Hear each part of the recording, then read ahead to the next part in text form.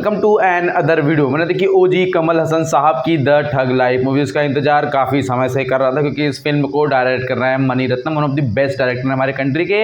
And Ponniyin Selvan जैसी movies उन्होंने direct की हुई है। लेकिन बात करते हैं हम इस मूवी के कास्ट के बारे में। तुम्हारे one and only Kamal Haasan साहब, त्रिशाकर कृष्णन एंड भाई हमारे अली फजल, इनका रोल काफ़ी पसंद आया। And some many more actor character and cast. अब देखो मूवी जो है वो विक्रम जैसी तो नहीं है और ना ही ऐसी की जैसी इंडियन मूवी थी। ये उन दोनों के बीच की है, मिड की मूवी है, जिसकी स्टोरी मैं आपको एक्सप्लेन करके बताने वाला हूँ। स्पॉयलर्स होंगे पर उससे आपको फर्क ज़्यादा नहीं पड़ने वाला है।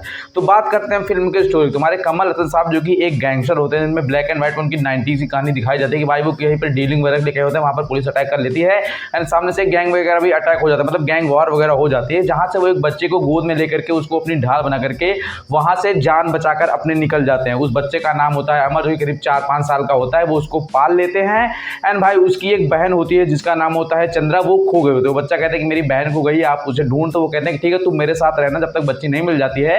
एंड वो बच्चे को पालते हैं, पोसते हैं, उनके साथ बड़ा होता है। फिर बच्चा भी 25-26 साल का होता है, वो भी बड़े हो जाते हैं, अपना सारा धंधा उसको संभाल देते हैं, वो उनका राइट हैंड बन के रह जाता है। एंड ओवरऑल भाई फिर उनका जो अपोजिट में विलन होता है, एक्चुअली वो अटैक कर देता है इनके घर पे, गैंग वार वगैरह होती हैं। ओवरऑल कहानी हो जाती है कि उनके घर का जो मामा का लड़का होता है, जो उनके अपोजिट में विलन होता है, वो इनके घर ही किसी बच्ची से प्यार वार करता है, उसको धोखा देता है, बच्ची सुसाइड कर लेती है। फिर ये एक्चुअली कमल हसन साहब उनके लौंडे को जान से मार देते हैं और ये चले जाते हैं जेल। जेल जाने से पहले कहते हैं कि अब सारा धंधा, सारा चीजें, सारी जिम्मेदारी अमर के ऊपर है, सब अमर का ऑर्डर फॉलो करेंगे। अमर वहां का किंग बन जाता है, सारे रूल उसके हिसाब से चलते हैं। फिर वो कुछ समय बाद जेल से बाहर आते हैं, तब अमर और जो कमल हसन साहब के कैरेक्टर के बड़े भाई हैं, आई मीन शक्ति सिंह के जो बड़े भाई है, वो एक्चुअली जलन खाने लगते हैं कि भाई एक्चुअली अभी वापस आ गया तो ये सारी चीजें टेक वापस ले लेगा एंड फिर हमारा लोग का धंधा चौपट हो जाएगा, दुनिया भर की चीजें होंगी ना। तो एक्चुअली वो उसको मारने का प्लान बनाते हैं और ले जाते हैं नेपाल, वहां से पहाड़ी से धक्का दे देते हैं। फिर वो वहां से जान बचाकर बच जाते हैं। 2 साल बाद वो वापस आते हैं, फिर एक एक बंदे को ढूंढ कर मारने का प्रयास करते हैं, एक एक कैरेक्टर को पकड़ पकड़ के मारते हैं। एंड इसी बीच में उनकी लव लाइफ के बारे में थोड़ा दिखाते हैं कि भाई वो एक प्रोस्टिट्यूट को उठा लाए थे चंद्रा समझ के, मतलब उसको बचाने के लिए गए थे, लेकिन उसको ले आए थे और उसके साथ अपना रंग रलिया बनाए। वो ठग वाली जो है ना, वो चीजें वहां पर दिखाई, लेकिन ठग नहीं, वो हक था, सच बता रहा हूँ। ओवरऑल भाई फिर आगे वो अपनी वाइफ से मिलते हैं जिनकी मेंटली स्टेट डिस्टर्ब हो गई है। फिर वो ढूंढते हैं उस बच्चे को, अमर को, उसको मारने के लिए अंत में। एंड पता चलता है कि भाई एक्चुअली जिस बच्चे ने उनका इलाज किया होता है, मतलब बचाया होता है उनको, उस वही चंद्रा होती है। फिर चंद्रा को अमर से मिलाने की कोशिश करते हैं। फिर अली फजल कैरेक्टर आता है जो कि विलन का कैरेक्टर है, जिसके भाई को उन्होंने स्टार्टिंग में मारा था, वो इन सबसे बदला लेता है एंड अमर को मार ही देता है। अंत में बच जाते हैं और जीवा बच जाती है, उनकी वाइफ बच जाती है एंड अपने पोते मतलब बच्ची के साथ पूरी जिंदगी स्पेंड करते हैं। एक नॉर्मल लाइफ हमें देखने को मिल जाती है। अब देखो ये तो रही पिक्चर की स्टोरी एंड भाई इसमें ट्विस्ट एंड टर्म थोड़े बहुत आपको फेंक के मारने की कोशिश की जाएगी, ऊपर नीचे की बातें की जाएगी।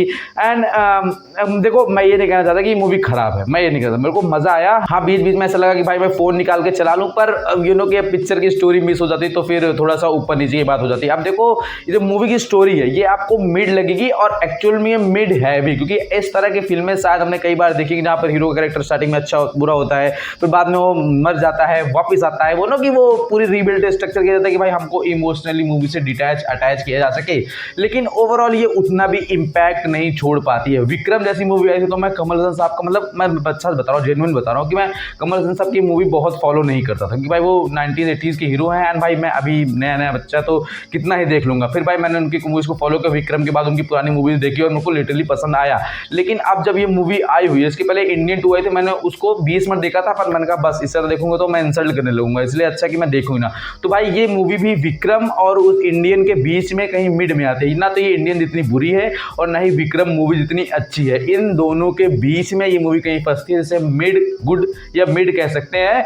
ओवरऑल अगर आप कमल हसन साहब के फैन हो तो आप एक बार मूवी को देख सकते हो। आपको बोरिंग तो बीच बीच में होगा, पर यह है कि आप निकाल सकते हो। आपको इतना भी नहीं होगा भाई ये क्या दिखा रहे हैं, तो कुछ ज्यादा ही बकचोदी हो गई है, नहीं। बहुत सारे लोग कह रहे हैं इसको रोस्ट करने के लिए इतनी बुरी उतनी बुरी नहीं, उतनी बुरी मूवी नहीं है। स्टोरी मैंने आपको बताई कि बस वो पहले गैंगस्टर रहते हैं, फिर वो खो जाते हैं, मर जाते हैं, फिर वो 2 साल बाद वापस आते हैं, एक चुन चुन कर बदला लेते हैं, सबको मारने की कोशिश करते हैं, सामने विलन है, पूरी टीम उनके लगी हुई है एंड कैरेक्टर इंट्रोडक्शन कुछ इजी तरह से हमें दिखाए जाते हैं। अब मूवी की एडिटिंग भी उतनी मेरे को कुछ खास लगी नहीं, सच बता रहा हूँ। एंड इसके वॉइस ओवर भी ठीक ही थे। स्टार्टिंग का जो डी एजिंग वाला पॉइंट है, जहाँ पर उनकी एज कम दिखाई गई है, वो काफी इंप्रेसिव था। वो लग रहा था कि भाई क्या टेक्नोलॉजी यूज की है, कि पूरा फील आ रहा है कि भाई एक्चुअली ये अभी इस समय के नहीं है। एंड त्रिशाकर के साथ उनका थोड़ा सा, त्रिशा कृष्णन के साथ उनका थोड़ा सा लव रिलेशन दिखाया गया है, जो कि एक्स्ट्रा वाला है, मैरिटल अफेयर जो होते हैं।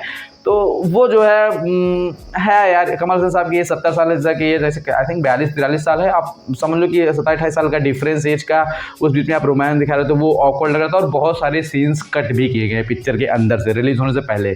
अब उसमें क्या था, कितना इंटीमेट था, वो ओवरऑल मूवी वाले ही जाने। बस मैं इतना कहना चाहता हूँ कि आप चैनल को सब्सक्राइब, वीडियो को लाइक, वीडियो को शेयर करना। मिलते हैं नेक्स्ट अपडेट रिव्यू डिटेल के साथ। एंड हाउसफुल 5 ही ना उसका वीडियो आ रहा है, सब्सक्राइब करके रखो। Thanks for watching.